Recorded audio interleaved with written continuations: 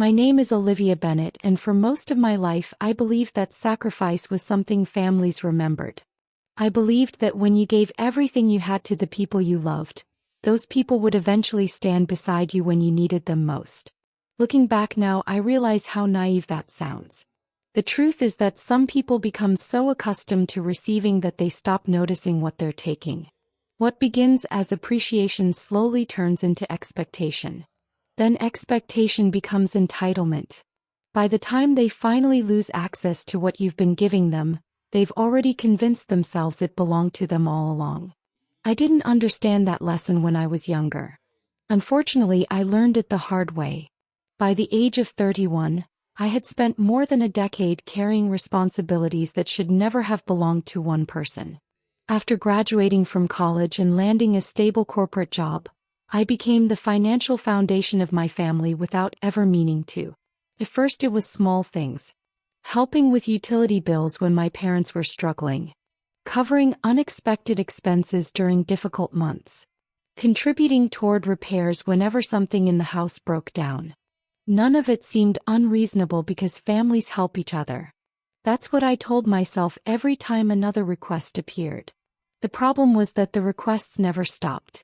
They grew larger, more frequent, more expensive. Before long, I wasn't helping my family anymore. I was supporting them. My younger brother Jason benefited more than anyone. When he wanted to attend a private college that my parents couldn't afford, I paid the difference. When he needed money for textbooks, I covered it.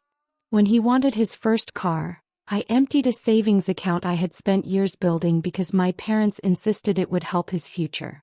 Every time I hesitated, they reminded me that family comes first. Every time I agreed, they praised my generosity for exactly 5 minutes before expecting something else. Looking back now, what amazes me isn't how much I gave. It's how normal it all seemed at the time. I genuinely believed I was doing the right thing. The same pattern repeated itself when my parents' small business began struggling. Declining sales led to mounting debt, and before long they were facing the possibility of shutting down completely. Panic spread through the family. My parents talked constantly about losing everything they had worked for. Jason worried about his future. Relatives offered sympathy but little practical help. In the end, I used nearly all of my personal savings to keep the business alive. Years of careful financial planning disappeared in a matter of weeks. The decision delayed my own goals significantly, but I convinced myself it was worth it. The business survived. My family survived. Surely that mattered more than money. What I didn't realize was that every sacrifice made me less valuable rather than more. The more dependable I became, the more invisible I became. Nobody asked whether I was exhausted. Nobody wondered what goals I postponed to keep helping everyone else. Nobody seemed interested in how much pressure I was carrying. They simply assumed I would continue showing up whenever they needed something. Dependability became my identity. The strange thing about identities is that once people assign one to you, they stop questioning it. My family didn't see Olivia the daughter, Olivia the sister, or Olivia the person. They saw Olivia the solution. For years, I accepted that role because I believed it came with something important in return. Love, loyalty, security. I thought that if life ever knocked me down, the people I spent years protecting would protect me too. Seemed like a fair assumption. After all, I had never abandoned them during their difficult moments. Why would they abandon me during mine? The answer arrived on an ordinary Tuesday morning when my company announced a restructuring meeting. At first, nobody seemed worried. Corporate meetings happened all the time. Employees gathered inside conference rooms, managers delivered presentations, and everyone returned to work afterward. Unfortunately, that wasn't the kind of meeting waiting for us. 3 hours later, I walked out of the building carrying a cardboard box filled with personal belongings. My position had been eliminated as part of a company-wide downsizing initiative. 10 years of loyalty disappeared in less than 15 minutes. As I stood in the parking lot staring at the box in my hands, I felt terrified but not hopeless. Jobs could be replaced. Careers could recover. Most importantly, I still had my family. The same family I had spent years supporting would surely stand beside me until I found my footing again. At least that's what I believed while driving home. I had absolutely no idea that the people waiting inside that house were about to change my life forever. The drive home felt much longer than usual, even though I had traveled the same route hundreds of times before. Every red light seemed to last forever. Every mile felt heavier than the one before it. Sitting behind the wheel with a cardboard box full of office supplies beside me, I kept replaying the morning in my head, hoping I had misunderstood something. 10 years of hard work. 10 years of overtime. 10 years of sacrificing weekends and vacations for a company that promised loyalty and stability. Gone in less than 15 minutes. The rational part of me understood that layoffs happen every day. Companies restructure. Budgets change. Employees lose jobs. It wasn't personal. Yet understanding something logically doesn't make it hurt any less. What kept me moving forward was the belief that I wasn't facing the situation alone. For the first time in years, I would be the one needing help instead of providing it. Surely my family would understand that. As I pulled into the driveway, I noticed my father's truck and Jason's car already parked outside. The sight brought me a strange sense of comfort. It reminded me that no matter how difficult the day had been, I still had people waiting for me. People who knew everything I had done for them. People who understood the sacrifices I had made. Taking a deep breath, I grabbed the cardboard box and walked inside. My mother was sitting at the kitchen table scrolling through her phone while my father reviewed paperwork spread across the counter. Jason was leaning back in a chair watching videos on his tablet. None of them looked particularly busy. None of them looked stressed. For a brief moment, I almost smiled because the normalcy of the scene felt reassuring after such a chaotic day. The comfort disappeared the second I told them what happened. At first, nobody spoke. My mother slowly lowered her phone. My father stopped reading. Jason looked up from his screen. The silence lasted several seconds longer than it should have. I expected concern. I expected questions. I expected someone to ask whether I was okay. Instead, the first thing my father asked was how much severance pay I received. The question caught me off guard because it wasn't remotely close to what I expected to hear. When I told him the amount, he nodded thoughtfully and immediately started calculating how long it would last. Not for me. For the household. Before I could explain anything else, he was already discussing expenses, mortgage payments, and bills that would become difficult to cover if my income disappeared. The conversation quickly became uncomfortable. My mother asked whether I had savings left after helping with the business several years earlier. Jason wanted to know if I would still be able to help him with a loan payment he was struggling to make. Nobody seemed interested in how I felt. Nobody asked whether I was scared. The entire discussion revolved around one thing: money. More specifically, the money that would no longer be coming into the house. As the minutes passed, I found myself becoming increasingly confused. These weren't strangers discussing a financial inconvenience. This was my family. The same people I had spent years helping without hesitation. Yet listening to them talk, it felt as though my job loss was important only because it affected them. Over the next several days, the atmosphere inside the house changed noticeably. Small comments started appearing everywhere. My mother casually mentioned that everyone needed to contribute if they expected to live comfortably. Jason complained about financial uncertainty whenever I entered the room. My father spent hours reviewing household expenses and frequently reminded everyone that difficult decisions might become necessary. None of the comments were directed at me explicitly, but they didn't need to be. The message was obvious. For years, my value inside the family had been tied directly to what I provided. Now that I wasn't providing the same income, people seemed unsure what to do with me. What hurt most wasn't the tension itself. It was the speed. I had spent over a decade supporting these people. More than 10 years of sacrifices, loans, emergency payments, and postponed dreams. Yet within a week of losing my job, it felt as though all of that history had vanished. Nobody talked about the business I helped save. Nobody mentioned Jason's tuition or his car. Nobody acknowledged the mortgage payments I covered during difficult periods. It was as though every contribution had been erased the moment I became the one facing a problem. The realization was painful because it forced me to confront a possibility I had spent years avoiding. Maybe the relationship wasn't as unconditional as I believed. One evening, about 2 weeks after the layoff, I returned home from a job interview feeling cautiously optimistic. The interview had gone well, and for the first time since losing my position, I felt a small sense of hope. Unfortunately, that feeling didn't survive very long. The moment I walked through the front door, I could tell something was different. My parents were sitting together in the living room. Jason was there too. Nobody was watching television. Nobody was on their phone. They were waiting for me. The atmosphere felt strangely formal, almost like a meeting. My stomach tightened immediately because deep down, I already knew this wasn't going to be a pleasant conversation. As I sat down across from them, my father folded his hands together and looked at me with an expression I had never seen before. There was no warmth in it. No concern. No sympathy. It looked like the expression of a businessman preparing to discuss a financial problem. Then he took a slow breath and said something that instantly made me realize the worst part of my life wasn't losing my job. It was what my family was about to do next. I sat down across from my parents and Jason while a feeling of uneasiness settled in my stomach.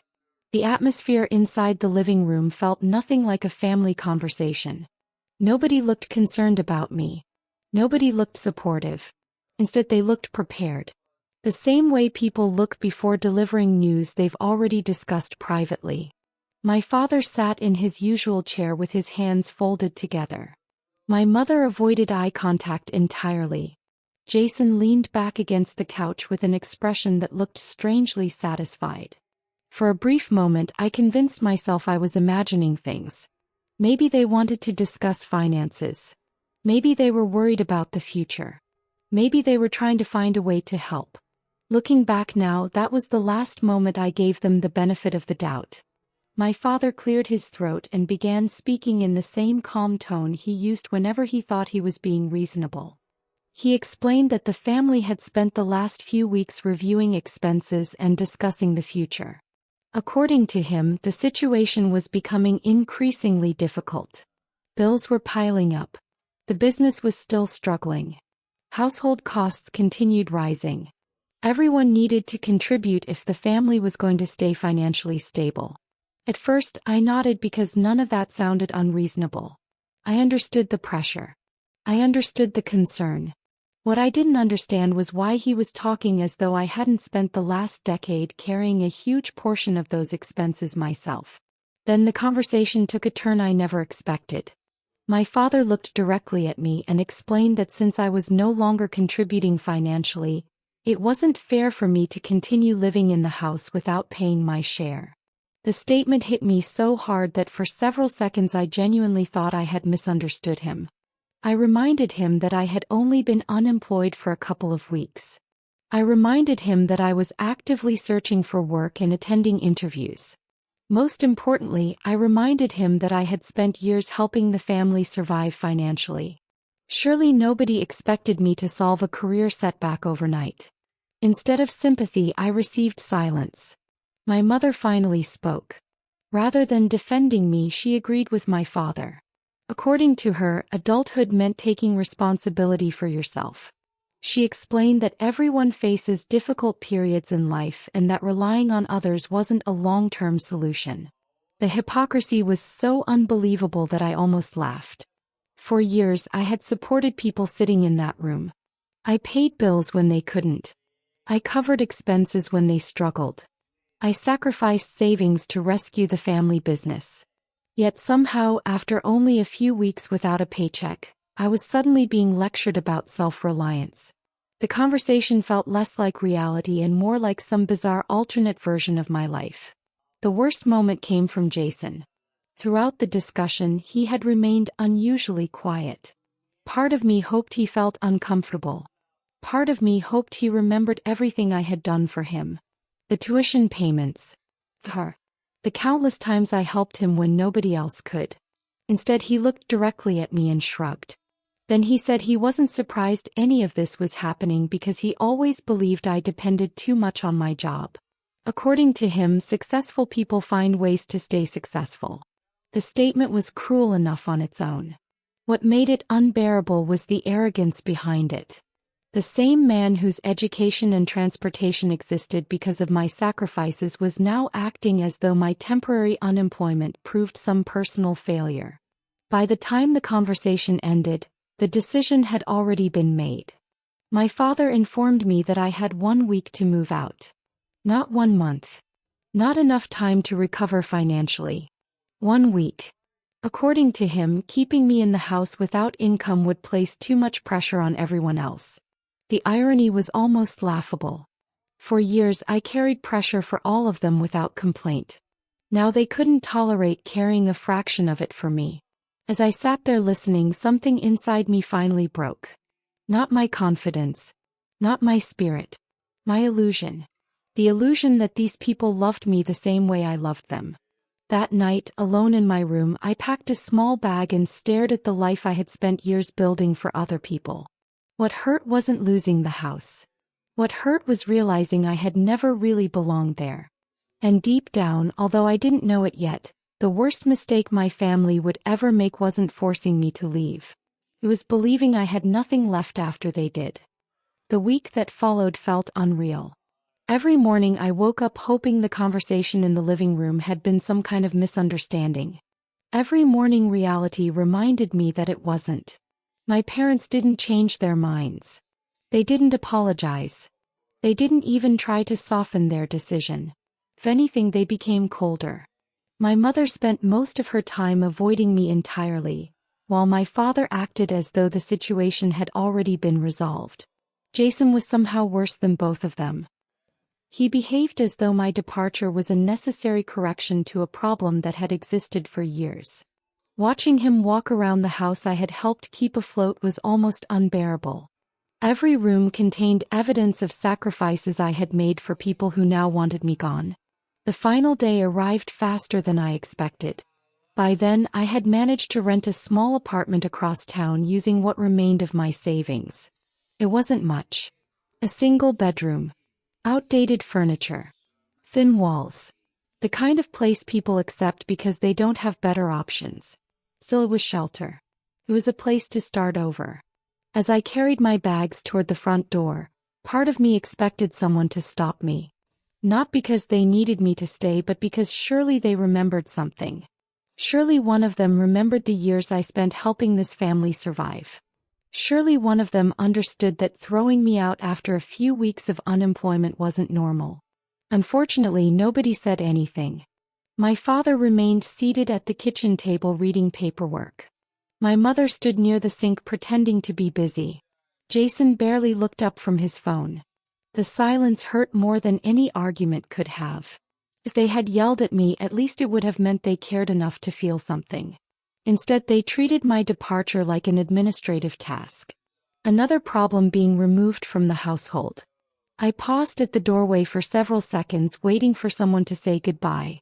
Nobody did. Eventually I picked up my bag, walked outside, and closed the door behind me. That night remains one of the loneliest memories of my life. I sat inside my tiny apartment surrounded by boxes and uncertainty while trying to understand how everything had collapsed so quickly. Less than a month earlier, I had a stable career, a comfortable routine, and a family I trusted. Now I had none of those things. The worst part wasn't the financial stress. It wasn't even the betrayal. It was the realization that my value inside the family had always been conditional. As long as I provided something useful, I belonged. The moment I needed support instead of supplying it, I became expendable. The following months were difficult. I applied for jobs constantly. Some interviews went well. Others went nowhere. My savings continued shrinking while expenses continued growing. More than once I found myself staring at bank statements late at night, wondering whether I had made some terrible mistake years earlier. Maybe I should have protected myself instead of rescuing everyone else. Maybe I should have saved more money instead of spending it on family emergencies. The questions became exhausting because no answer could change what had already happened. All I could do was keep moving forward. Despite everything, I slowly started rebuilding my life. Small freelance projects turned into consulting work. Consulting work turned into stable clients. Stable clients turned into opportunities. For the first time in years, I was making decisions based entirely on my own future rather than someone else's needs. The progress wasn't dramatic, but it was real. More importantly, it gave me something I hadn't felt in a long time: independence. The strange thing was that the farther I moved from my family, the clearer everything became. Distance has a way of revealing truths that are difficult to see when you're standing in the middle of them. Then, a few weeks after my 30th birthday, something happened that completely changed the direction of my life. I received a phone call from a law office I didn't recognize. At first, I assumed it was a mistake. I almost ignored the voicemail entirely. Fortunately, curiosity got the better of me. The message was short and professional. The attorney explained that he had been instructed to contact me once I reached a specific age and that the matter involved my late grandfather's estate. Hearing Grandpa mentioned immediately caught my attention because he had passed away years earlier. More importantly, he was one of the few people in the family who always treated me with kindness. The next morning, I scheduled a meeting and drove to the attorney's office with absolutely no idea what was waiting for me. At the time, I assumed it involved paperwork, old records, or some forgotten family matter. I certainly wasn't expecting the truth, because less than an hour later, I would discover that my grandfather had been keeping a secret for years, and that secret was about to turn my family's entire future upside down. The attorney's office was located in an older brick building near the center of town, the kind of place that looked unchanged for decades. As I walked through the front doors the following morning, I still had no idea why I had been called there. My grandfather had passed away years earlier. His will had already been read. His assets had already been distributed. Whatever business remained couldn't possibly be significant. At least that's what I believed while riding the elevator to the 4th floor. Looking back now, I sometimes laugh at how completely unprepared I was for what awaited me on the other side of that meeting. The receptionist escorted me into a private office where a man in his late 60s stood to greet me. He introduced himself as Michael Reynolds, the attorney who had represented my grandfather during the final years of his life. The moment he mentioned Grandpa's name, a flood of memories returned. Unlike most members of my family, Grandpa had never measured people by what they provided. He wasn't impressed by money, status, or appearances. He cared about character. Growing up, he was one of the few people who regularly checked on me without wanting anything in return. Even after his death, I often found myself wishing I could have one more conversation with him. Unfortunately, life doesn't work that way. After a few minutes of polite conversation, Michael opened a locked drawer inside his desk and removed a large sealed envelope along with several official-looking documents. The expression on his face immediately told me this wasn't routine paperwork. According to him, my grandfather had left specific instructions many years earlier. Those instructions required him to contact me only after I reached the age of 30. Not before. Not later. Exactly 30. The level of secrecy caught me off guard because it sounded more like something from a novel than real life. Yet judging by the seriousness in the attorney's voice, whatever was inside that envelope mattered enough for Grandpa to protect it for years. Michael slid the documents across the desk and encouraged me to read them carefully. At first, I didn't understand what I was looking at. The paperwork contained legal descriptions, ownership records, survey maps, and property information. Several pages were filled with language so technical that I had to read them twice just to understand the basics. Then I noticed a specific address repeated throughout the documents. The location seemed familiar. Extremely familiar. The longer I stared at it, the more certain I became that I had seen it recently. Suddenly my stomach tightened. There was only one reason I recognized that address. It was the exact location where my family's upcoming housing development was scheduled to be built. Confused, I looked toward the attorney and asked the question that immediately came to mind. Michael nodded slowly and explained that my understanding was correct. The property described in the documents was the same land my parents and brother had been promoting for months. According to public announcements, the family business planned to partner with investors and developers to launch a large residential project there. The development was expected to generate millions of dollars. Local media had already covered the project several times. Investors were preparing funding. Construction plans were nearly finalized. Everything appeared ready to move forward. There was just one problem. The land didn't belong to them. It belonged to me. For several seconds I genuinely thought there had been some kind of mistake. I reread the ownership documents repeatedly. Every page led to the same conclusion. Years earlier, my grandfather had quietly purchased the property through a separate legal structure and transferred ownership directly into my name. The transfer wasn't part of his public estate. It wasn't included in the family will. It existed inside an entirely separate legal arrangement that remained confidential until I turned 30. According to Michael, very few people even knew it existed. The secrecy was intentional. Then he handed me the sealed envelope. Inside was a handwritten letter from Grandpa. The moment I recognized his handwriting, my eyes filled with tears. Years had passed since his death, yet somehow seeing those familiar words felt like hearing his voice again. With trembling hands, I unfolded the letter and began reading. Grandpa explained that he had spent years observing the family dynamics around him. He wrote that some people in the family were very good at taking but not nearly as good at giving. More importantly, he explained that he wanted at least one thing he built during his lifetime to belong to the person who consistently put others before themselves.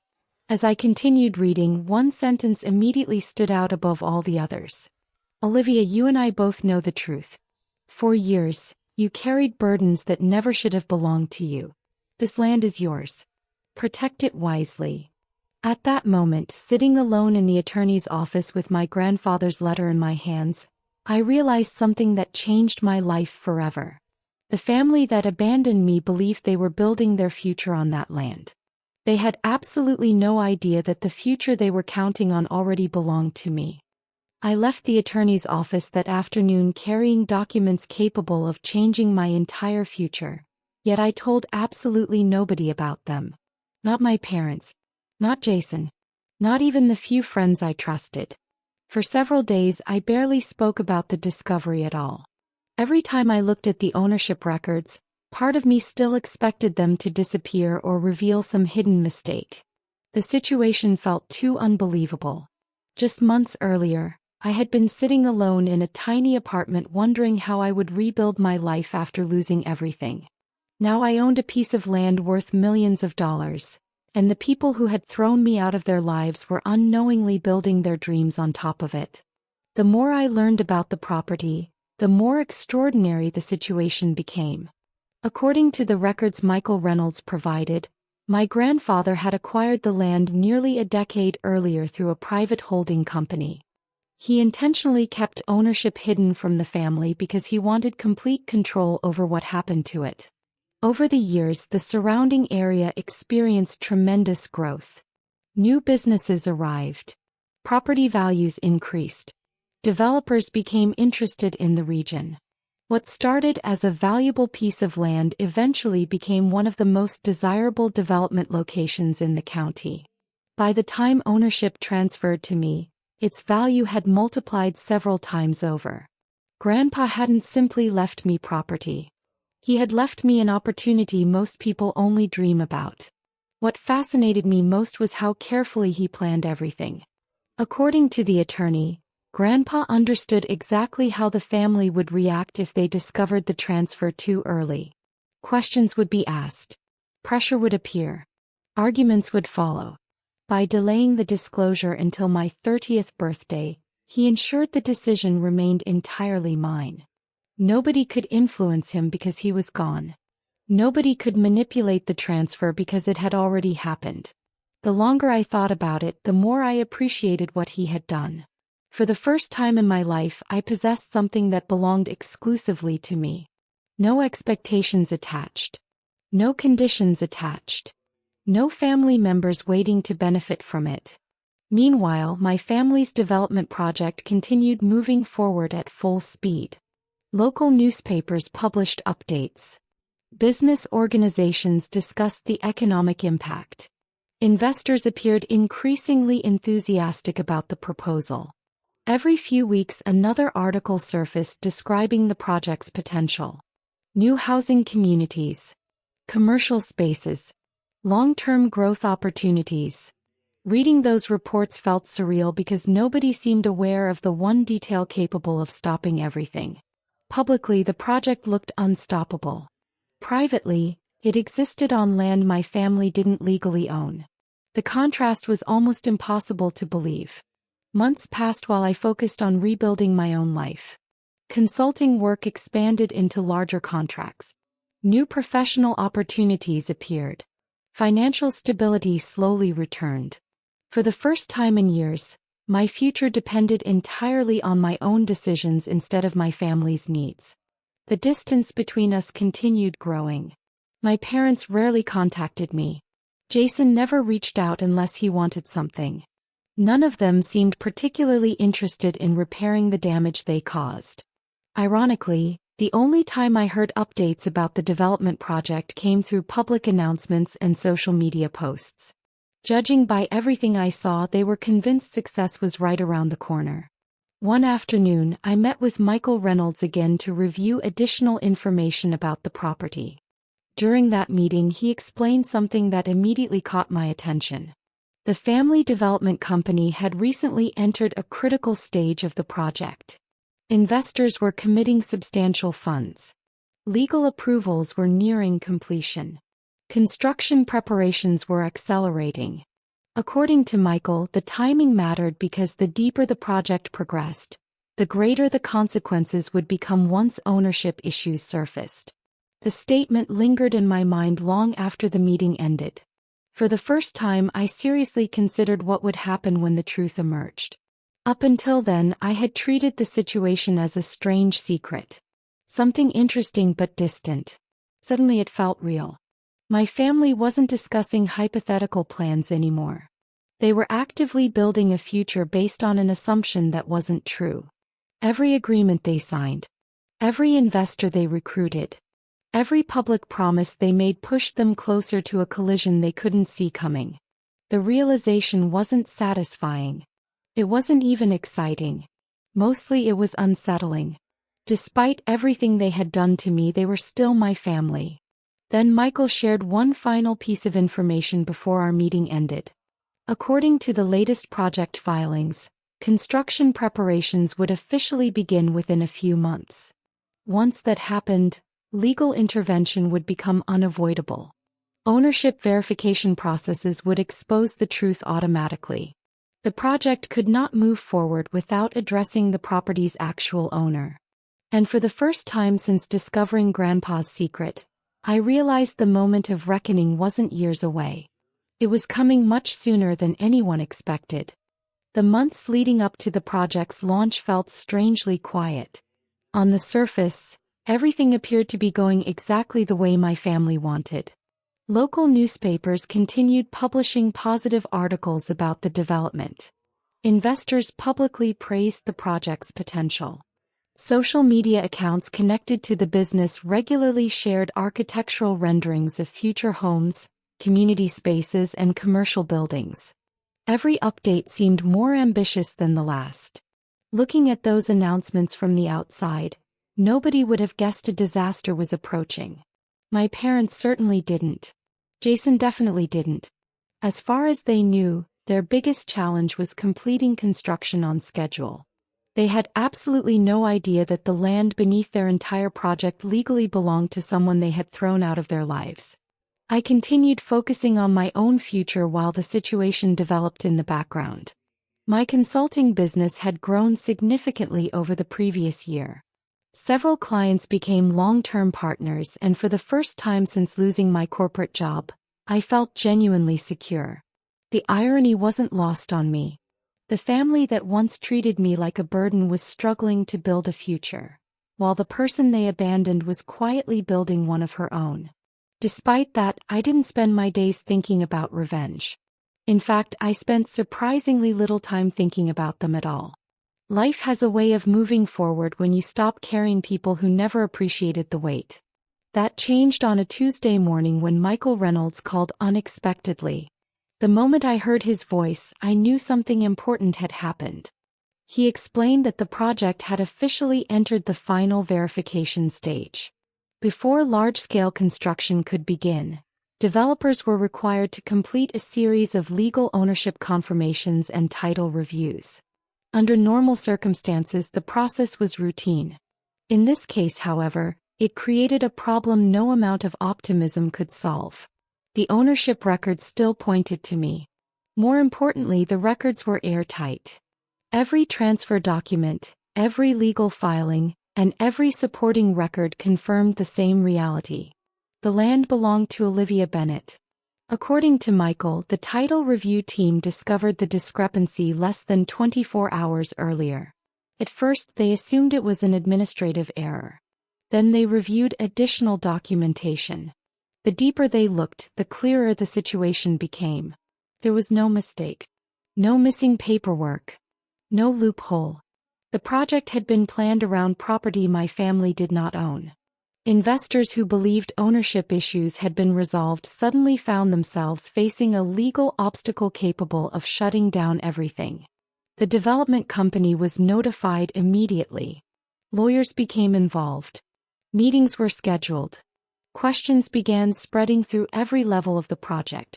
The news traveled much faster than anyone expected. Within days, construction preparations stopped completely. Contractors were instructed to pause work until legal ownership could be verified. Investors demanded explanations. Local business reporters started asking questions. Public statements became noticeably vague. The confidence that had surrounded the project for more than a year began disappearing almost overnight. Watching it unfold felt surreal because I wasn't participating in any of it. I wasn't filing lawsuits. I wasn't making threats. I wasn't even speaking publicly. The truth alone was causing enough damage. Then the phone calls started. The first call came from my mother. It was the first time she had contacted me in nearly 2 years. Her voice sounded different than I remembered. Softer. Nervous. She began by asking how I was doing, which would have been touching if she had shown the slightest interest in that question at any point during the previous 24 months. After a few minutes of awkward conversation, she finally revealed the real reason for the call. According to her, there appeared to be some sort of misunderstanding involving a property connected to the development project. She wanted to know whether I had heard anything about it. I almost laughed. Not because the situation was funny, but because the timing was so predictable. For 2 years, silence. The moment money became involved, suddenly she remembered my phone number. The calls didn't stop there. Jason sent messages. My father left voicemails. Relatives I hadn't heard from in years suddenly wanted to reconnect. Everyone seemed interested in repairing family relationships that hadn't mattered when I was unemployed and sleeping in a tiny apartment. The pattern was impossible to ignore. Their concern wasn't about me. It was about the project. More specifically, it was about the fact that the future they had spent years building was beginning to crumble. A week later, the truth finally became public. The title review concluded. The ownership records were confirmed. And every investor, lawyer, executive, and reporter connected to the project learned the same thing. The woman they had ignored, abandoned, and forgotten was the sole owner of the land their entire empire depended on. The public confirmation of the land ownership issue created exactly the kind of chaos most people spend years trying to avoid. Within days, the development project transformed from a celebrated business opportunity into a legal nightmare. Investors who had once praised the project demanded immediate explanations. Contractors wanted answers about delayed payments. Reporters started digging into records and interviewing anyone willing to speak. Every article seemed to raise new questions. How had such a large project advanced without confirming ownership? Who was responsible for the oversight? Why had nobody discovered the problem earlier? The deeper people looked, the worse everything appeared. What had once been marketed as the future of the region was quickly becoming a cautionary tale about arrogance and poor planning. Through all of it, I remained silent. I didn't give interviews. I didn't post on social media. I didn't contact investors or reporters. There was no need. The truth was already doing enough damage on its own. For years, my family had built a narrative around themselves. They portrayed themselves as smart business people, careful planners, and visionaries preparing something extraordinary. Now that narrative was collapsing under the weight of a single fact. They had spent millions of dollars planning a project on land they didn't own. No amount of public relations could change that. No amount of excuses could erase it. As pressure mounted, the phone calls became increasingly desperate. My mother called repeatedly. Jason sent messages almost every day. My father left long voicemails explaining that misunderstandings happen and families should work together during difficult times. Listening to those messages felt surreal because the people speaking sounded nothing like the people who had forced me out of their house. Suddenly they remembered words like loyalty, forgiveness, and family. Suddenly they believed relationships mattered more than money. The timing would have been amusing if it weren't so insulting.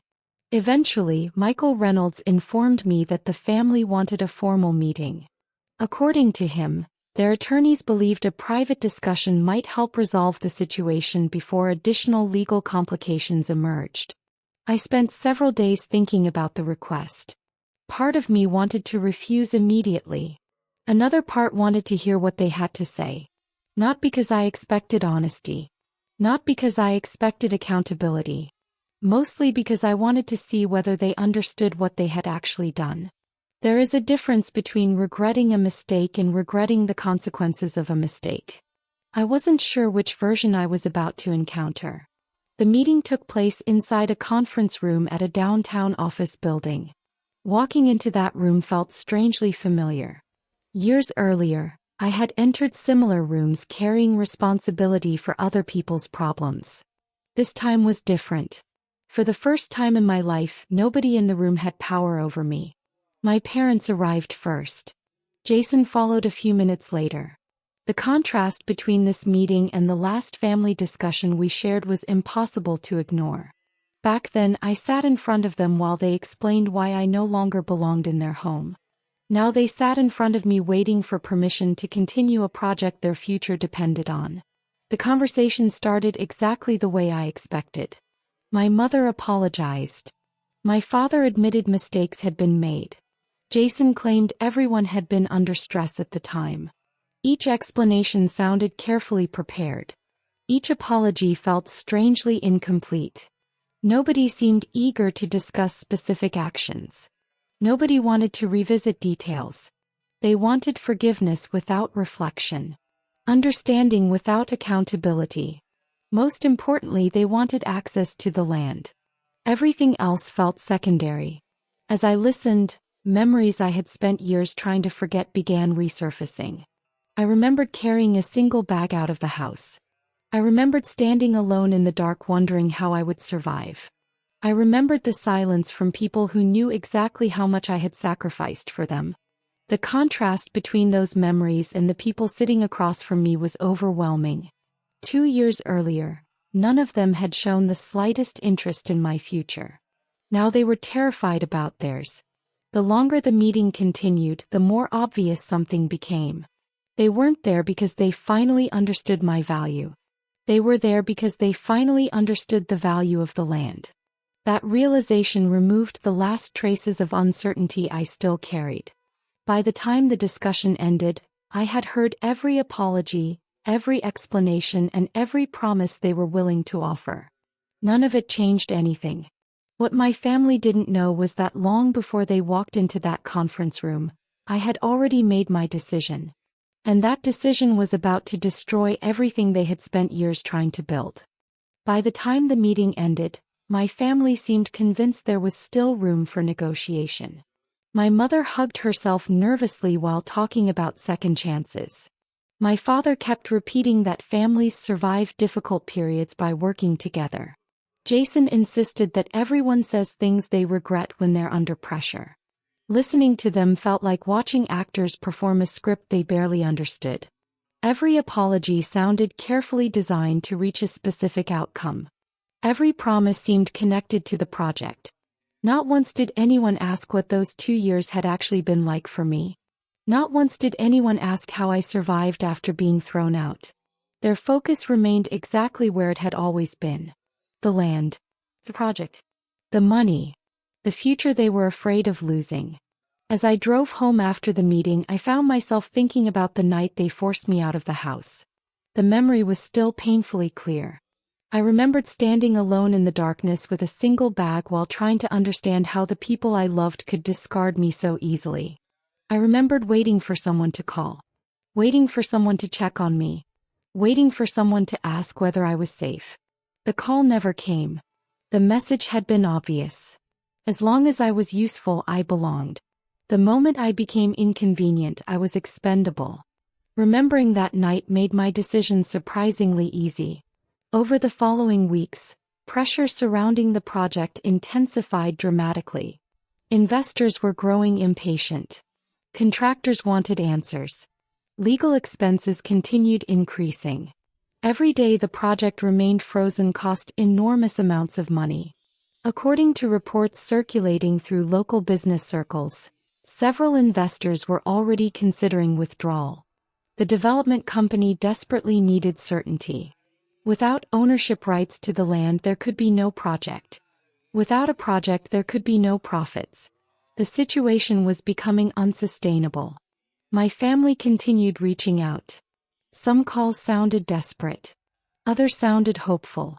A few even sounded entitled, as though they still couldn't understand why I wasn't rushing to save them. What none of them realized was that the decision had already been made. Months earlier, after consulting attorneys and financial advisors, I quietly began discussing the property with another company.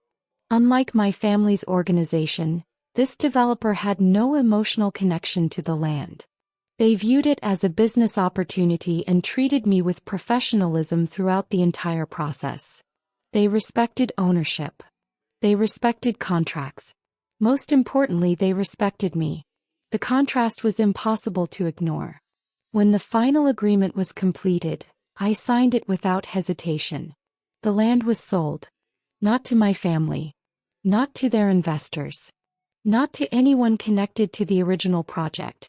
The property transferred to a rival development company that had been competing against my family's business for years. The consequences arrived almost immediately. The moment the transaction became public, panic spread through every level of the original project. Investors realized there was no path forward. Financing agreements collapsed. Partnership contracts became worthless. Months of planning evaporated overnight. Local media covered the story extensively because it was almost impossible to believe. A multi-million-dollar development had failed because the people behind it never owned the land in the first place. Reporters described it as one of the most embarrassing business failures the region had seen in years.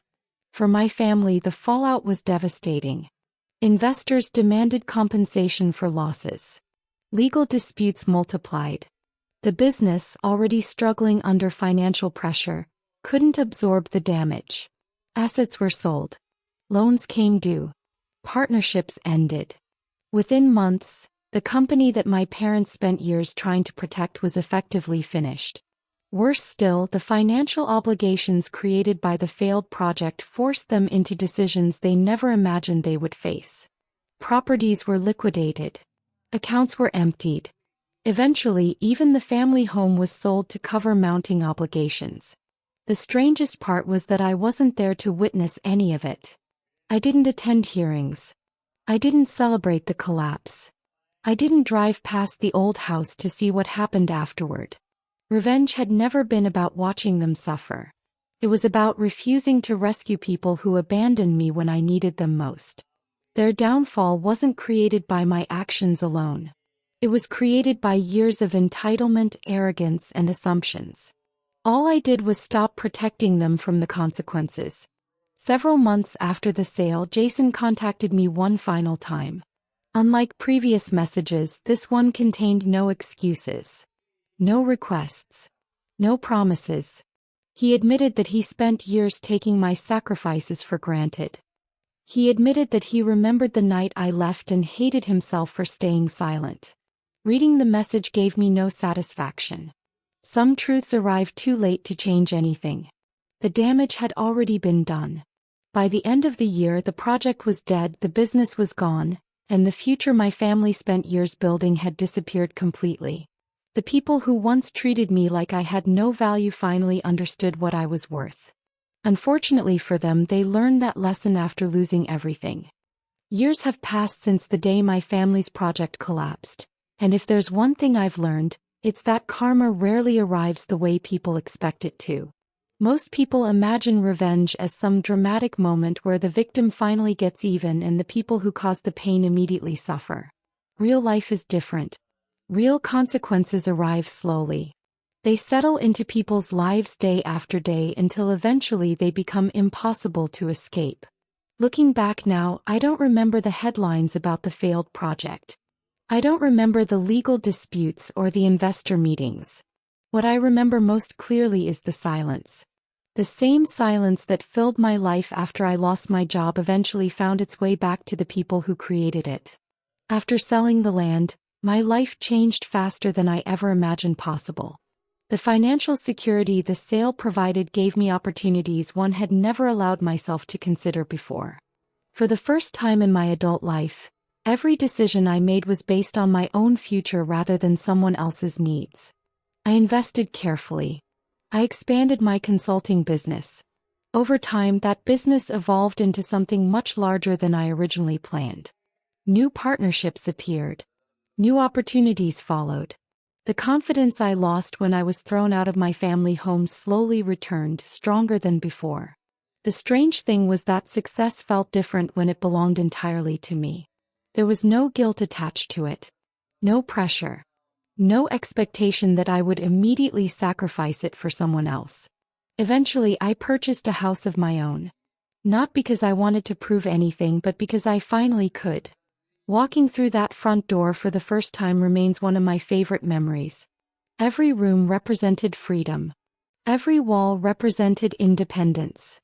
Nobody could threaten to take it away. Nobody could decide whether I deserved to stay.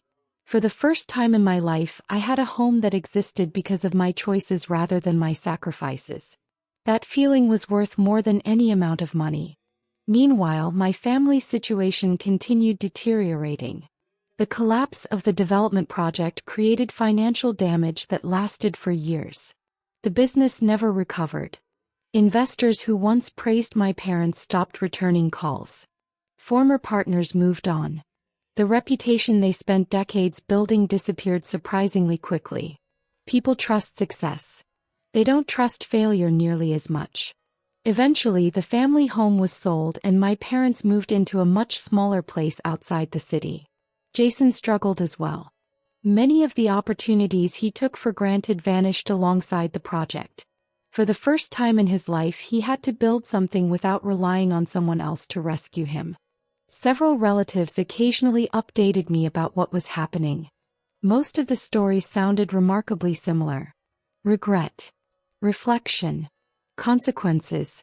Apparently, my parents spent years talking about the decisions that led to everything falling apart.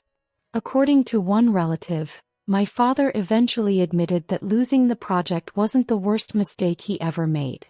Losing his daughter was. Hearing that didn't bring me satisfaction. It didn't bring anger either. It simply felt sad. Some realizations arrive after the opportunity to act on them has already disappeared. People often ask whether I ever forgave my family. The truth is complicated. Forgiveness isn't something that happens all at once. It isn't a switch you flip because enough time has passed. For a long time, I thought forgiveness meant pretending the pain never happened. Eventually, I learned that forgiveness means refusing to let the pain control your future. I don't spend my days angry at my parents. I don't wake up thinking about Jason. I don't replay old arguments in my head. Those people no longer have that kind of power over me. In that sense, maybe I did forgive them. Not because they earned it, but because I deserved peace. Every now and then I reread the letter Grandpa left behind. The paper is older now and the ink has faded slightly, but the message still means the same thing. More than the land, more than the money, more than everything that happened afterward, the letter gave me something I needed during the darkest period of my life. Validation. Proof that at least one person saw the truth. While everyone else measured my value by what I could provide, Grandpa measured it by who I was. That understanding carried me through moments when I doubted myself. It reminded me that kindness isn't weakness, loyalty isn't foolish, and sacrifice isn't worthless simply because the wrong people failed to appreciate it. Sometimes I think back to the night I left my family's house carrying a single bag into the darkness. At the time it felt like the end of everything. The end of security. The end of belonging. The end of the future I thought I was building. What I couldn't see then was that it was actually the beginning. Losing the people who only valued me when I was useful created space for a life where I was valued for who I truly was. The night they abandoned me felt like a tragedy. In reality, it was freedom disguised as heartbreak. And that's the greatest lesson my family accidentally taught me. Sometimes the people who walk away from your life aren't taking your future with them. Sometimes they're removing the very chains that were holding you back. The day they forced me out of their home felt like my destruction. Years later, I understand what it really was. It was the day my real life finally began. The